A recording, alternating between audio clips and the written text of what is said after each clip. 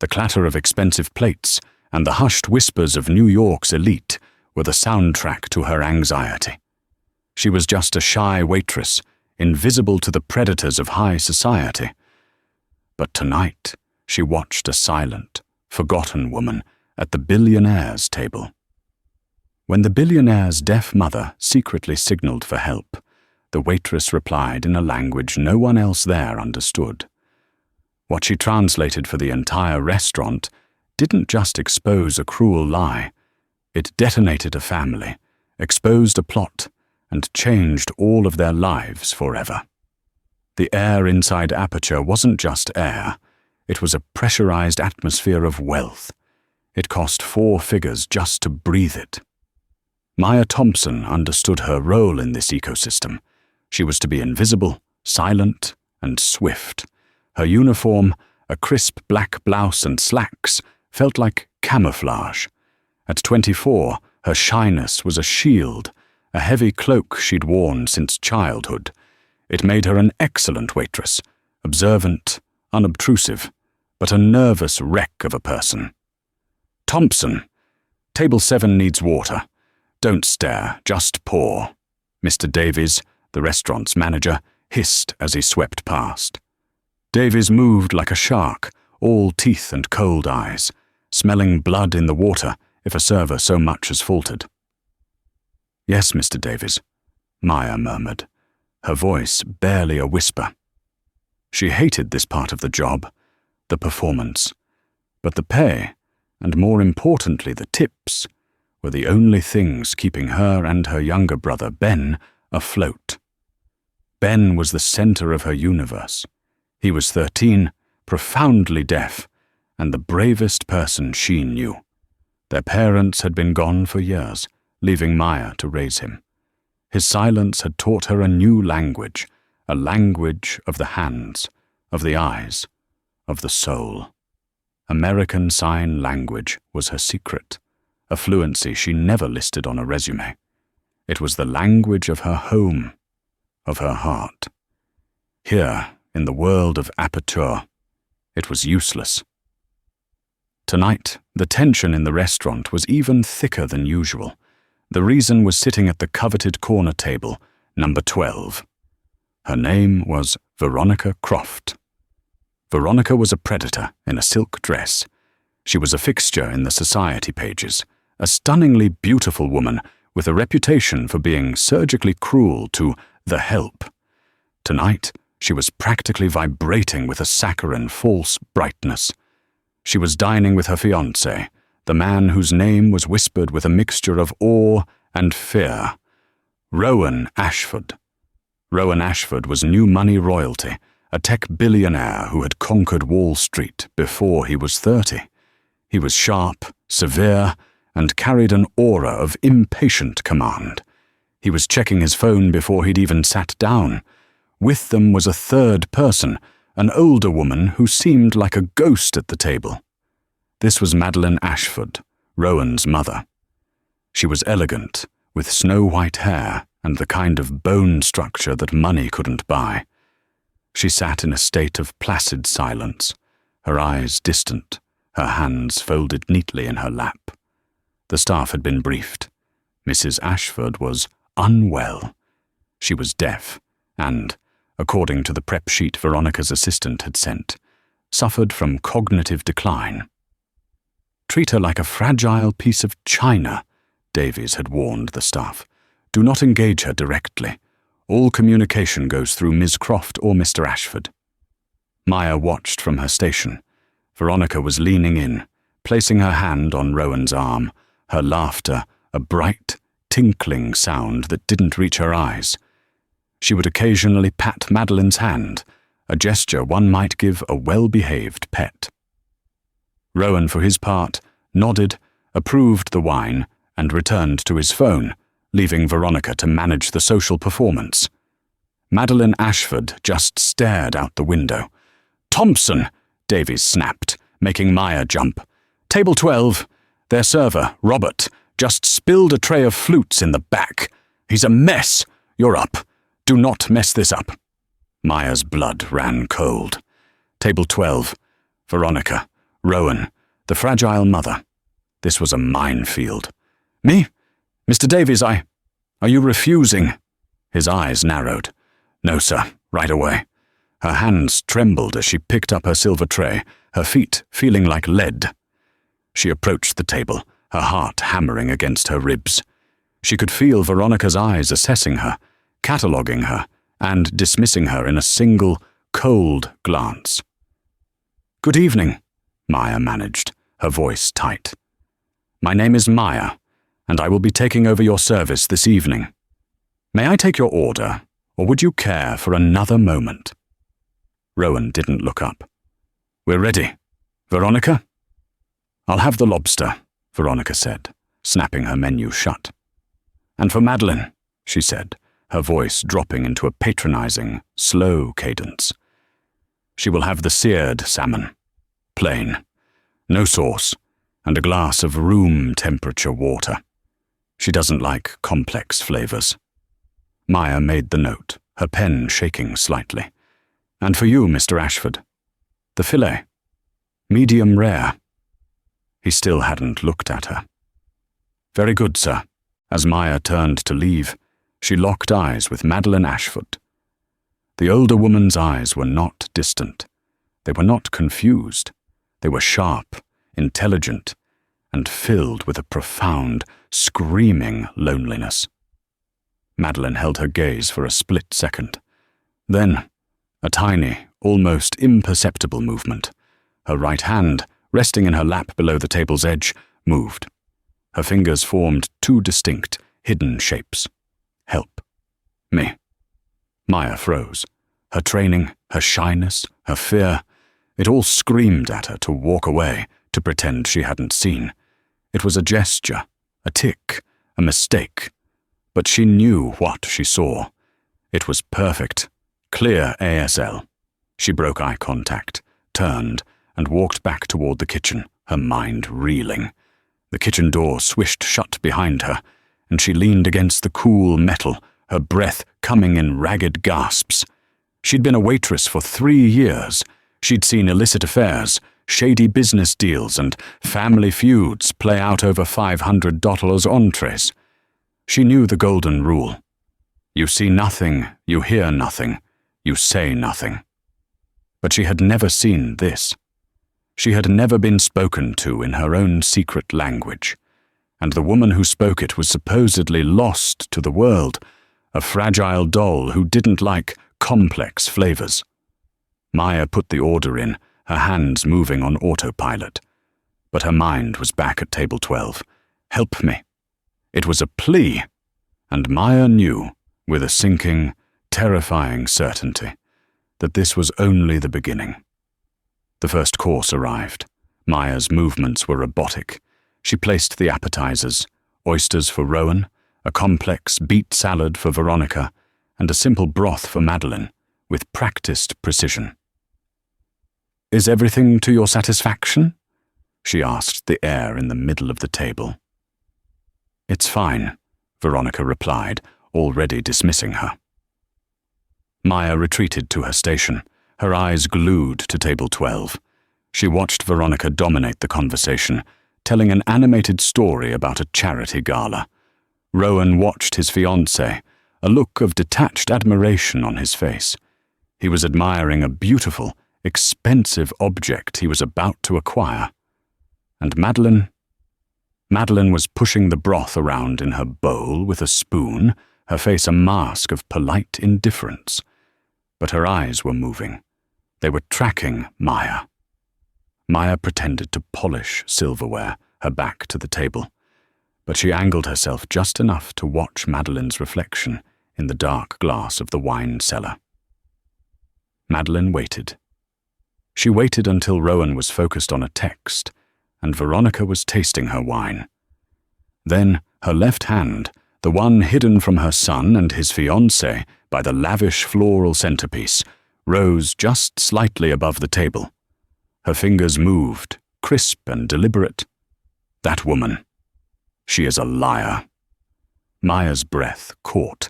This was no mistake. This wasn't dementia. This was a clear, concise statement. Maya glanced around. Davies was berating a busboy near the entrance. No one else was watching. Maya, her heart feeling like it would burst from her chest, kept her body angled away from the table.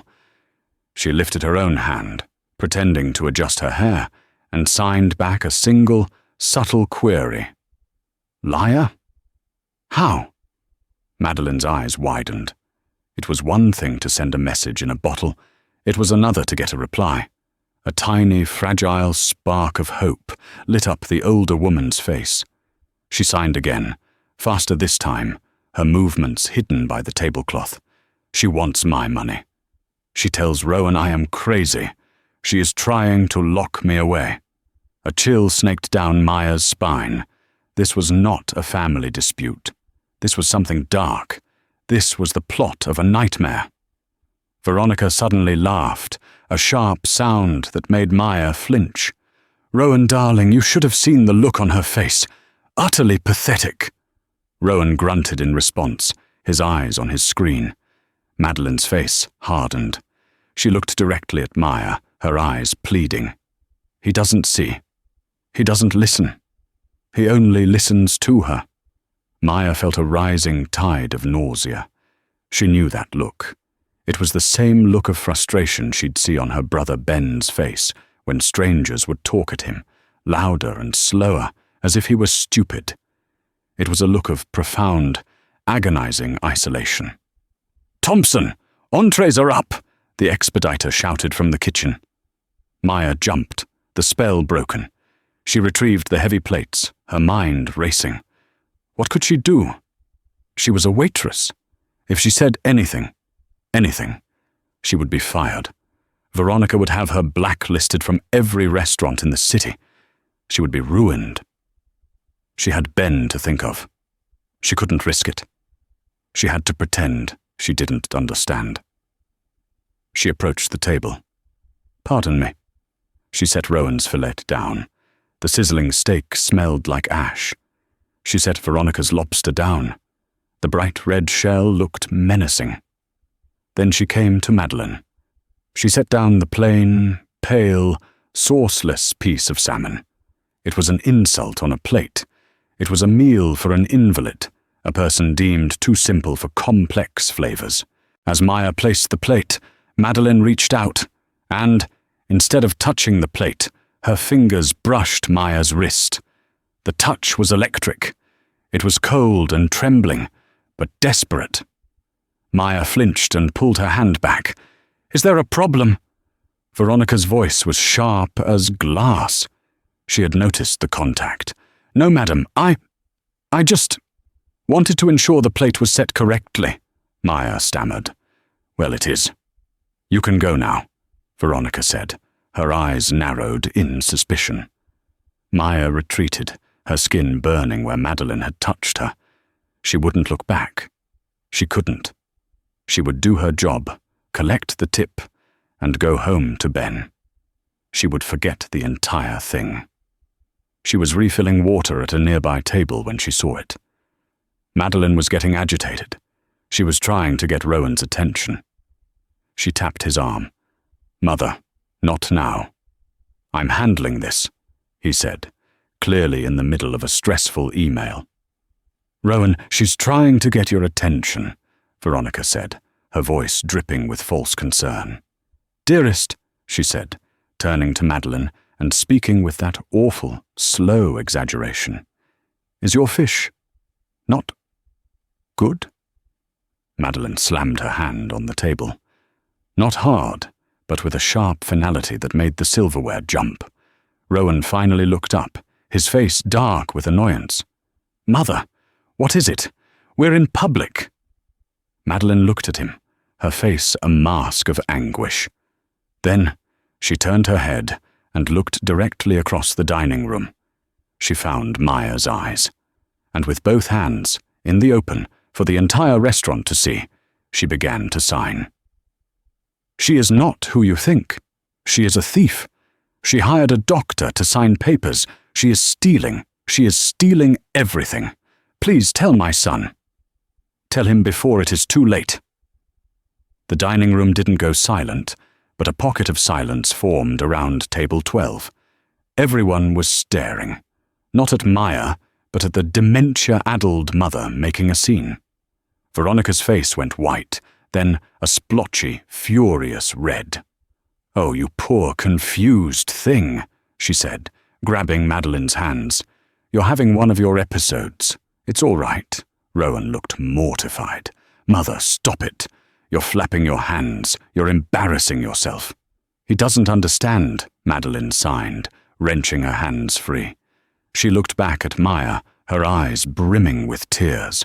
"Please, I am not crazy. My name is Madeleine. Please." Rowan followed his mother's desperate gaze. His eyes, cold and assessing, locked onto Maya.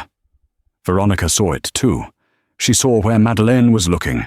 She saw the look of absolute, terrified understanding on Maya's face. "You!" Veronica snarled, standing up and pointing a perfectly manicured finger at Maya. "What did you do to her? What did you say to her?" Every head in the restaurant turned. Mr. Davies was already halfway across the floor. "Mr. Ashford, Ms. Croft, is there a problem?" Davies said, arriving at the table. "This waitress," Veronica shrieked. "She's been making faces at Mrs. Ashford. She's upsetting her. I want her fired, now!" Rowan stood up, his towering frame casting a shadow over the table. He wasn't looking at Veronica. He wasn't looking at his mother. He was looking at Maya. "What did my mother say?" he demanded. His voice was not a shout, but a low, dangerous command. "You understood her. Tell me what she said." The world stopped. The clink of forks, the murmur of conversation, the distant sizzle from the kitchen, it all faded into a roaring in Maya's ears. Every eye in the five-star restaurant was on her, the invisible girl, now caught in the blazing spotlight of a billionaire's rage. Mr. Davies looked like he was about to have an aneurysm. "Mr. Ashford, I apologize. This server is clearly confused. She doesn't—" "Shut up, Davies," Rowan snapped, never taking his eyes off Maya. "You, waitress, what is your name?" "Maya. Maya Thompson, sir." Her voice was a reedy thread. "Maya," he repeated, tasting the name. "My mother is flapping her hands. My fiancé says you're upsetting her. But I watched my mother's eyes. She wasn't just flapping. She was speaking. And she was speaking to you." Veronica grabbed his arm. "Rowan, darling, don't be ridiculous. This is an act. This girl is probably looking for a payout. She's nobody. Just have her fired and let's go. Your mother is clearly distressed."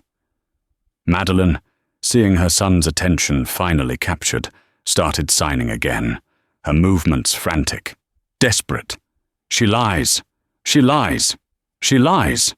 She's having a terrible episode," Veronica said, her voice rising with fake pity. "We need to get her home." "Tell me," Rowan commanded, his voice silencing the entire room. "Translate. Now." Maya looked from Rowan's cold, demanding face to Veronica's mask of pure hatred, and then to Madeleine. She saw her brother, Ben, in Madeleine's eyes. She saw the years of being dismissed, of being misunderstood, of being treated as less than, and the shyness, the fear that had ruled her entire life was suddenly burned away by a white-hot, clarifying rage. She stood up straight. Her voice, when it came out, was no longer a whisper. It was clear, steady, and cut through the silence. "She is not having an episode," Maya said, her eyes locked on Rowan. "Your mother is speaking perfect American Sign Language. And you're right. She is speaking to me, because no one else here will listen."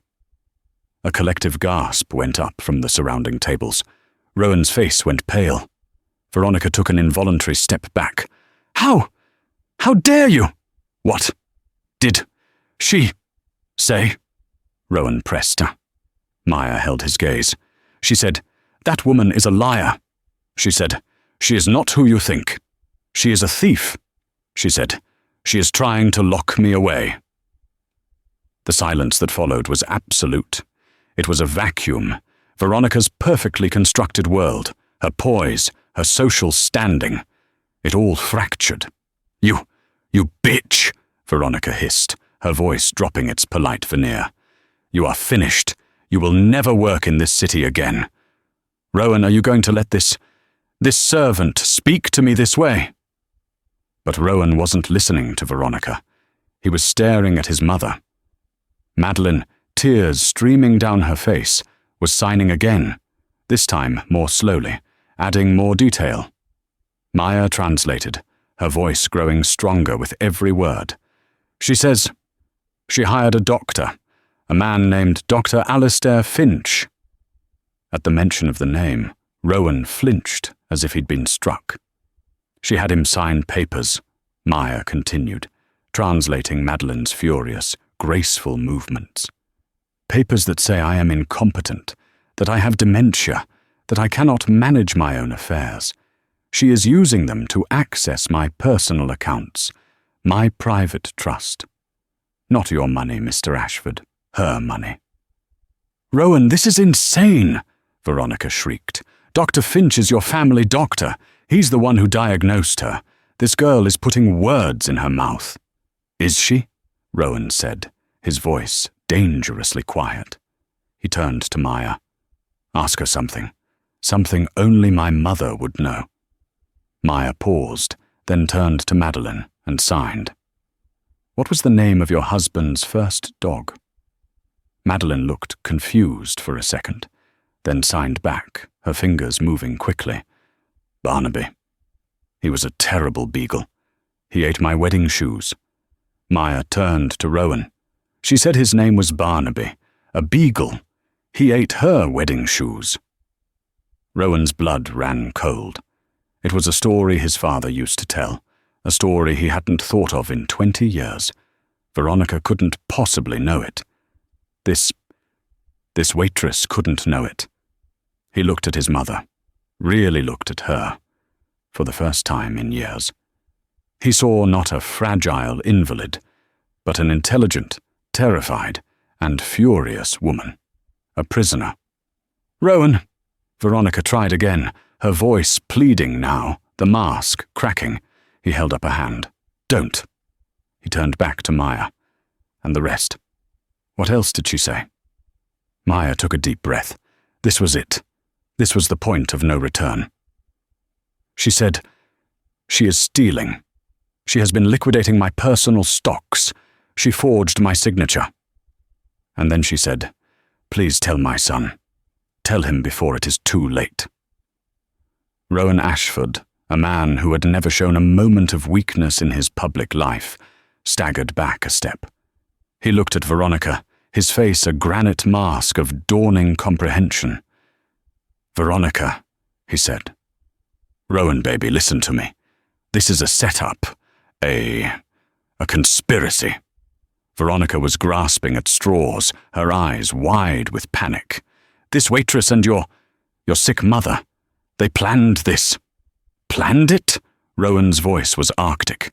In the middle of Aperture, using a waitress you've never met. You think my mother, who you told me could barely remember her own name, orchestrated this? Mr. Ashford, Davies stammered, his face ashen. Please, perhaps you could take this to a private room? You are disturbing the other guests. Rowan turned on him. Disturbing them? I think we're just getting to the interesting part. Davies, call security. Have them lock the front door. No one leaves, especially not Miss Croft. Sir, I can't. Do it, or I will buy this building and have it demolished with you inside. Davies fumbled for his phone. Veronica lunged for the exit. You can't do this to me. I'm leaving. Two large bus boys, seeing their chance to be heroes, moved to block her path. Rowan turned back to Maya, his expression unreadable. You, Miss Thompson, you are coming with me. You are not a waitress anymore.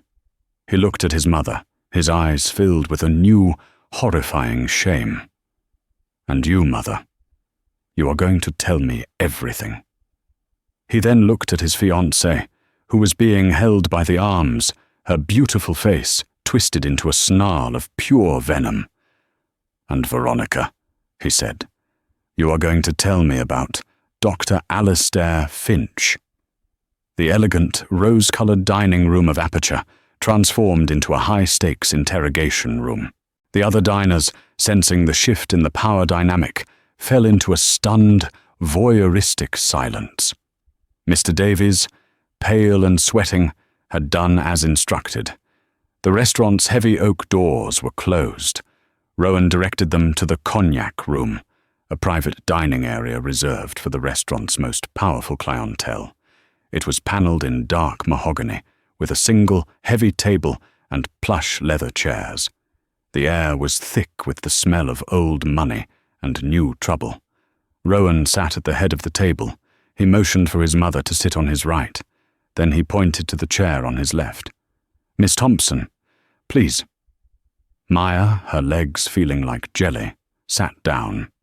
She was a waitress in a 5,000-a-night room at the center of a billionaire's collapsing life. Veronica was shoved into a chair at the far end of the table by one of the busboys, who now stood flanking the door like makeshift guards. "Rowan, you are making a colossal mistake," Veronica seethed, trying to regain her composure. "This is kidnapping. I will have you arrested. I will sue you. I will sue this entire restaurant." "You'll have to get in line," Rowan said, his voice flat. He pulled out his phone, a sleek black device that looked more like a weapon than a communication tool. He placed it on the table and hit a single button. "Marcus," he said, "I need you at Aperture on 53rd Street. Now, bring a full forensics accounting team and a private security detail. And I want everything you can find on a Dr. Alistair Finch. I want to know where he is, who he's spoken to, and what his bank accounts look like for the last 6 months. Go." He hung up without waiting for a reply. He turned his gaze to Veronica. The silence in the room was deafening. "Alistair Finch," Rowan said, steepling his fingers. "He's been our family physician for 20 years. My father trusted him. He's a good doctor, Rowan. He's been so worried about Madeline," Veronica said, trying a new tactic, her voice soft and full of practiced sympathy. "He told us this could happen. Paranoia, lashing out. It's a classic symptom of her decline." Rowan looked at his mother. Madeline was trembling, but her eyes were clear. She looked at Maya and began to sign. Maya, swallowing her fear, found her voice. She says, "He is not a good doctor. He is a gambler. He has debts." Veronica's eyes widened almost imperceptibly. A hit. "Go on," Rowan said. Madeline signed again, her movements sharp. "Veronica found him. She paid his debts. I saw the statements before she took away my checkbook. He owed money to a casino, the Orion Club in Atlantic City." Maya relayed the message. Rowan's face didn't change, but he picked up his phone and typed a rapid text. "Check Orion Club. Finch. Croft." "This is absurd," Veronica scoffed, but a bead of sweat was tracing a line down her perfect temple. She's making it up. She's a vindictive old woman who never thought I was good enough for you. And she's using this waitress to say these awful things. That's the part I keep coming back to, Veronica," Rowan said, leaning forward. "Miss Thompson, how long have you known my mother?" I've never seen her before in my life, sir." "Until tonight," Maya said. "And your fluency?" "My younger brother, Ben. He's deaf," Maya said simply. "I've been signing since I was 6 years old. It's our language." Rowan nodded slowly, absorbing this. He looked at the plain, terrified and utterly believable girl in the server's uniform. Then he looked at his fiancée, a woman who looked like she was about to crawl out of her own skin. "The papers," Rowan said to Maya. "Ask my mother about the papers." Maya turned and signed. "The papers."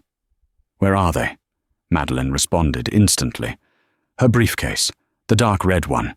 She carries it everywhere. She's so proud of them. She called it her insurance policy. She brought it to show me today. To gloat. She said soon I'd be in a nice, quiet place where I couldn't bother anyone. Rowan, don't listen to her, Veronica shrieked. Rowan's phone buzzed on the table. A text. He glanced at it. His face darkened. Marcus found the wire transfer, he said, his voice a low growl. $100,000. From an offshore account in your name, Veronica, to Dr. Alistair Finch. 2 months ago. The same week he officially declared my mother cognitively unfit. Veronica stopped breathing. The color drained from her face, leaving her looking like a porcelain doll, beautiful and empty. My mother's red briefcase, Rowan said, his voice like velvet-covered steel. It's in the car, isn't it?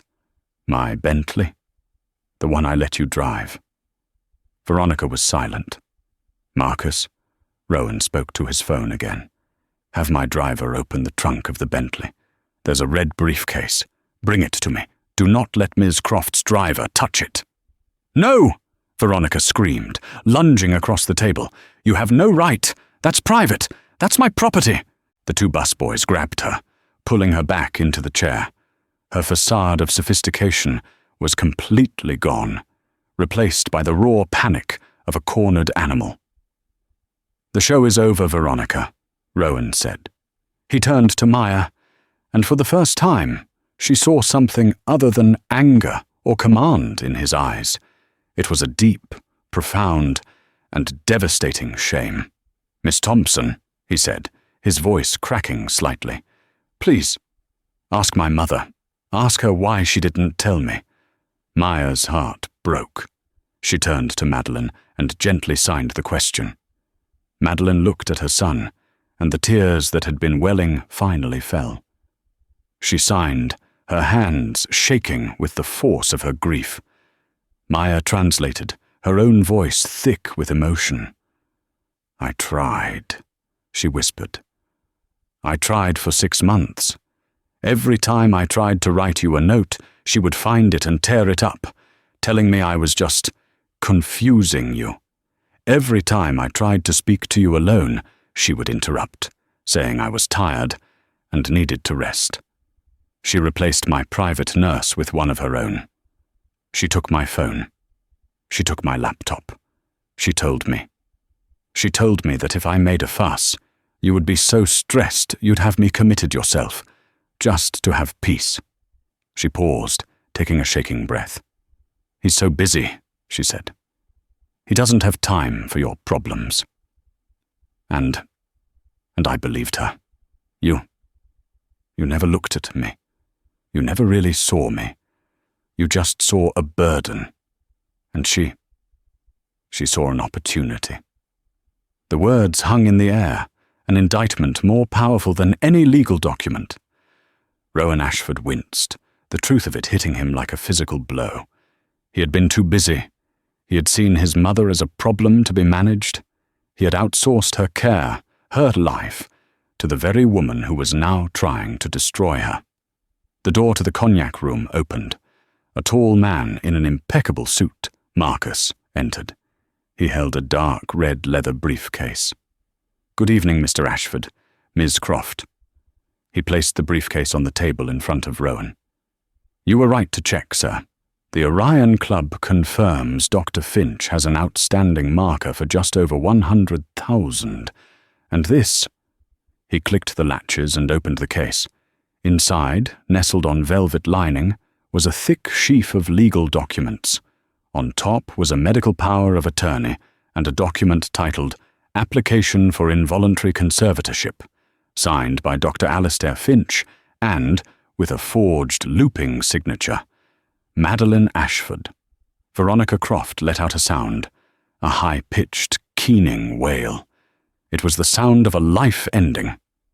Rowan picked up the papers, his hand steady. He read the top page, then the second. Then he looked at Veronica. You, he said, his voice empty of all emotion, "are a monster." "Rowan, please, I did it for us," she sobbed. "She had so much. She wasn't even using it. It was just sitting there. I love you.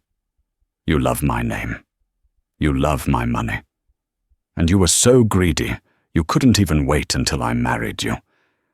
You had to steal from my mother first." He stood up. "Marcus, take her. Hand her over to the police. I want the finest prosecutor in New York City to handle this. I want her to face charges for fraud, forgery, and conspiracy. The same goes for Dr. Finch. Find him." "No! Rowan, no!" Veronica shrieked as Marcus and the other security guards lifted her from the chair. She fought, her nails scratching, her designer dress tearing. "You'll regret this! I'll tell everyone! I'll ruin you!" "You can't ruin a man who's already ruined himself," Rowan said, turning his back on her as she was dragged from the room, her curses echoing down the hall. The door clicked shut. Rowan Ashford stood in the silent, opulent room, facing his mother. And he didn't have the slightest idea what to do. He couldn't speak her language. He had no words, in any language, for the depth of his failure. He looked at Maya, his expression shattered. "Miss Thompson," he said, his voice raw. "Please, help me. Tell her I'm sorry." The heavy silence that fell in the cognac room was different now. It was no longer the silence of tension, but of a devastating void. Rowan Ashford, a man who commanded boardrooms and built empires, was utterly lost. He stared at his mother, this woman who had been a stranger in his own home, and saw the wreckage his neglect had wrought. Maya's heart ached for both of them. She was no longer just a waitress. She was a bridge over a chasm of silence and betrayal. She turned to Madeline, her hands moving with a gentleness that was the complete opposite of the night's violence. "He says he is so sorry." Madeline looked at her son. She had waited years for this. Her gaze was not soft. It was not immediately forgiving. It was the gaze of a survivor, assessing the damage. She signed. Sorry is a word. His actions were louder. Maya translated softly. She says, "Sorry is a word. Your actions were louder." Rowan flinched, but he nodded. "She's right. She's right. I was a fool. I was an arrogant, blind fool. I listened to Veronica because it was easy. She told me what I wanted to hear, that Mother was fine, that she was handled. It meant I didn't have to do the work. It meant I didn't have to face." He trailed off, ashamed. "Face what, Mr. Ashford?" Maya asked quietly. "That I don't know how," he admitted, his voice dropping to a whisper. "After my father died, she just retreated. Her hearing was already going, and she just stopped. And I didn't know how to reach her. I let her drift away. It was easier to build an empire than to learn. This." He gestured helplessly at Maya's hands. He looked at his mother again. I bought into the idea that she was fragile, that her mind was going. It was a lie I think I wanted to believe, because the alternative was that she was just lonely. And that was my fault. Maya translated this, her own eyes filling with tears.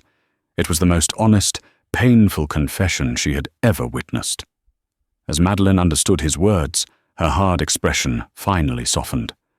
The anger gave way to a profound, bone-deep sadness. She signed. He was my son, my bright boy. He disappeared.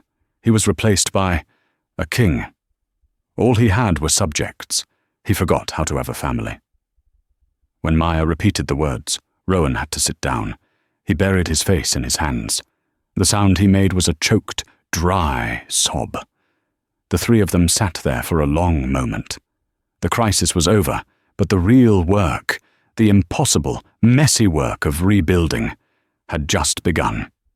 Mr. Davies, his face still a mask of terror, knocked tentatively on the door. "Mr. Ashford, the police are here.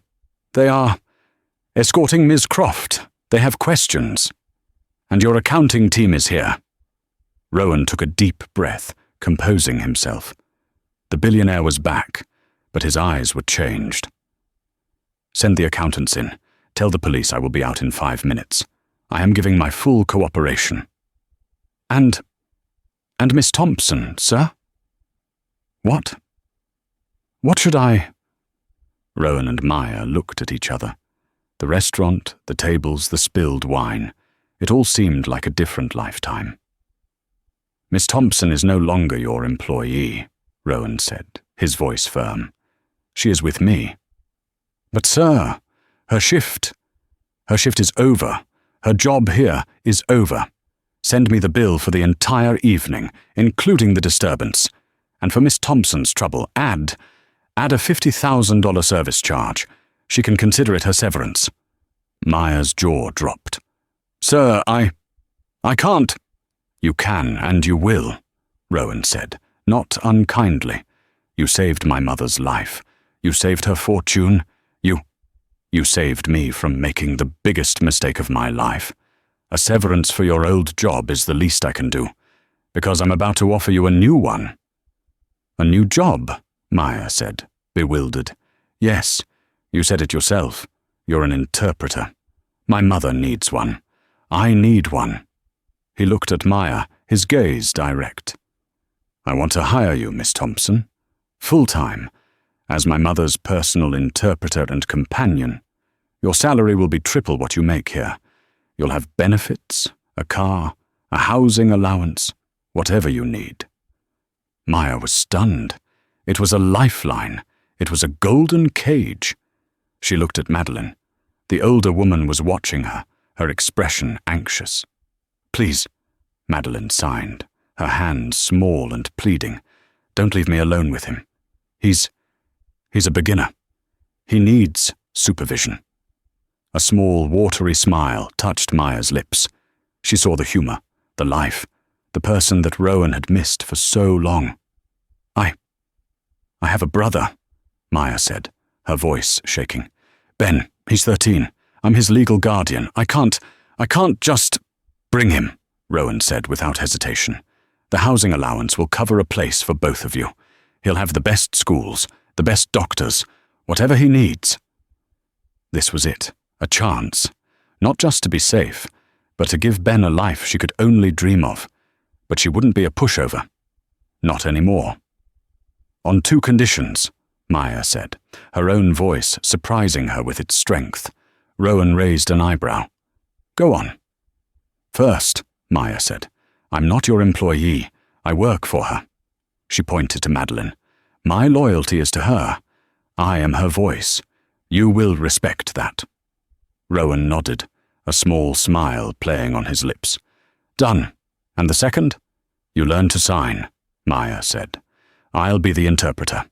But you have to learn to talk to your own mother. I won't be a permanent crutch. You have to do the work." Rowan Ashford looked at his mother, who was watching him, waiting. He then looked at the young waitress who had, in the space of an hour, become the most important person in his life. He nodded, a look of grim, humble determination on his face. "Done," he said. He stuck out his hand.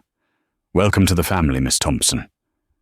Maya, the shy waitress, took the billionaire's hand and shook it. It wasn't a handshake. It was a contract. The team of forensic accountants, sharp-suited men and women with laptops, filed into the room, and the next chapter began. Maya sat beside Madeline, translating the complex questions from the accountants about her portfolio, her assets, and the exact details of Veronica's fraud. For the first time, Madeline Ashford wasn't confused. She was sharp, precise, and angry. She detailed dates, account numbers, and conversations. She was, as Maya had known, brilliant. As she watched this powerful woman reclaim her life, word by word, sign by sign, Maya realized she had done more than just get a new job. She had found her own voice, too.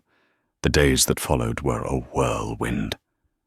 The story of Veronica Croft's dramatic arrest at Aperture was the biggest scandal to hit New York high society in a decade. Rowan Ashford, true to his word, didn't hide.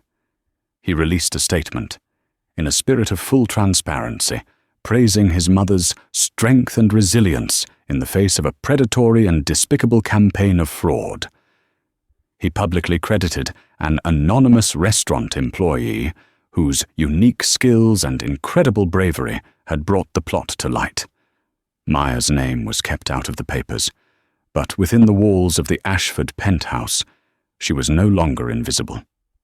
The penthouse was a glass box in the sky, with views that stretched from the Statue of Liberty to Central Park. It was beautiful, sterile, and for Madeleine, a prison. Rowan, in his shame, had wanted to fix everything with money. He bought his mother a new wardrobe, hired gourmet chefs, and tried to fill her life with things. But Maya, true to her word, held him to his promise. "She doesn't want a new painting, Mr. Ashford," Maya said, standing between him and his mother in the vast, white living room. "She wants her son." "I'm here," Rowan said, frustrated, gesturing at the expensive flowers he'd had delivered. "No," Maya countered. "You're present. You're not here." She looked at Madeleine, who was watching them, a small, wry smile on her face. Madeleine signed. "He's like a big, dumb dog," Maya translated, "who drags in a dead bird and thinks it's a gift. He's proud. The bird is disgusting." Rowan stared. She said, "I'm a big, dumb dog." "A golden retriever, specifically," Maya translated Madeleine's addendum. "Looks impressive. Not a lot going on upstairs." Rowan, for the first time, laughed. A real, genuine laugh. She has a sense of humor." "I always did," Madeleine signed. "You just weren't listening." That was the turning point. Rowan cancelled his afternoon meetings. He sat. He did the work. Maya started with the basics, the alphabet, A, B, C, D. Rowan's large, capable hands were clumsy and slow. He, a man who could analyze stock market algorithms in his head, struggled to form a simple E. Ben, Maya's brother, was introduced to the penthouse.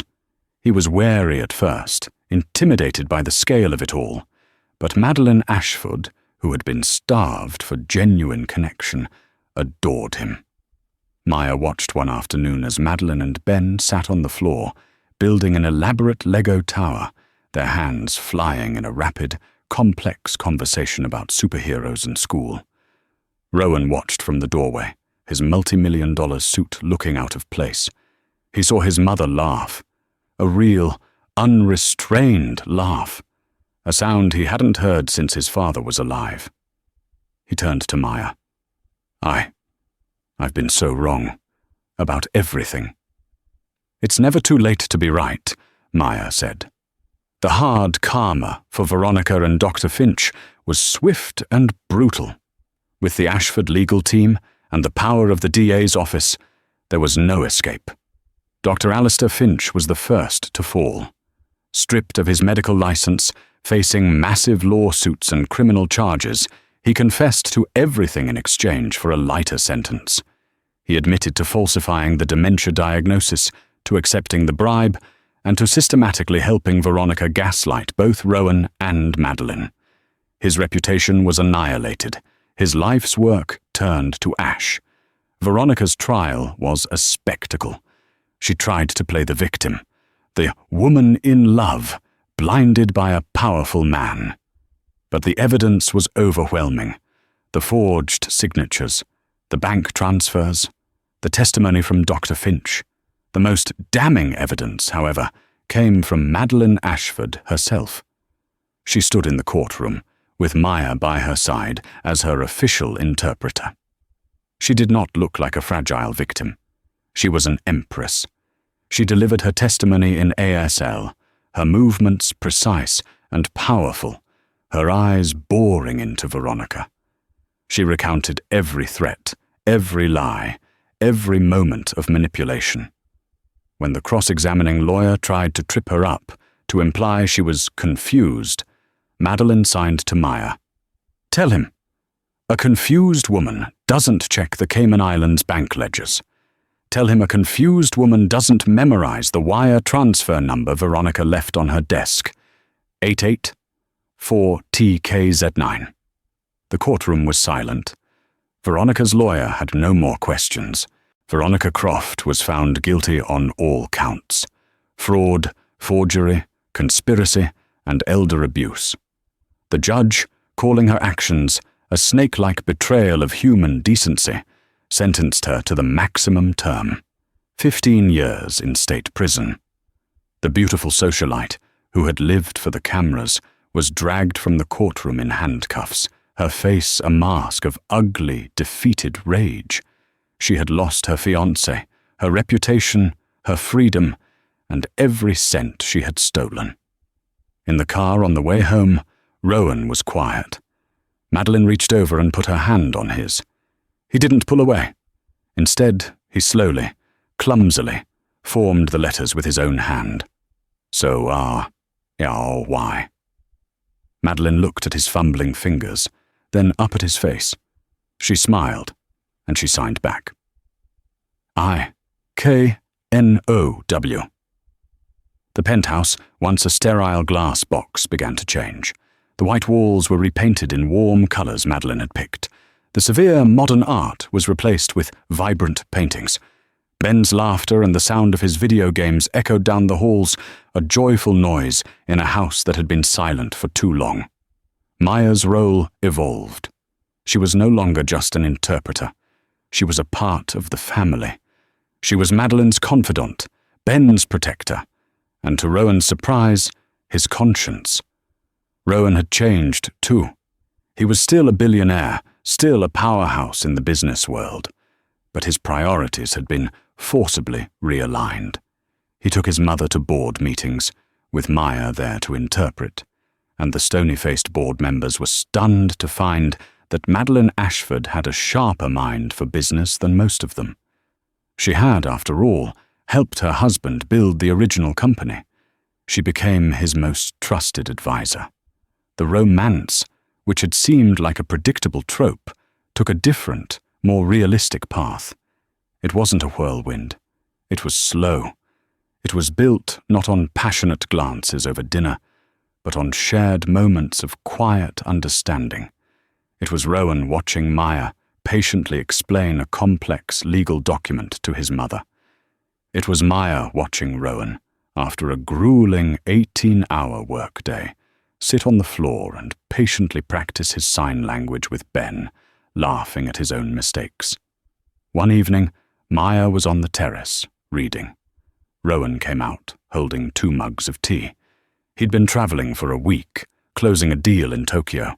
He handed her a mug. "She missed you," he said. "I missed her too," Maya said, smiling. "And Ben, he beat her at chess twice." "He's a shark," Rowan chuckled. He sat across from her. He looked tired, but happy. He signed. "And you, did you miss me?" His signing was still a little clumsy, but it was clear. It was his.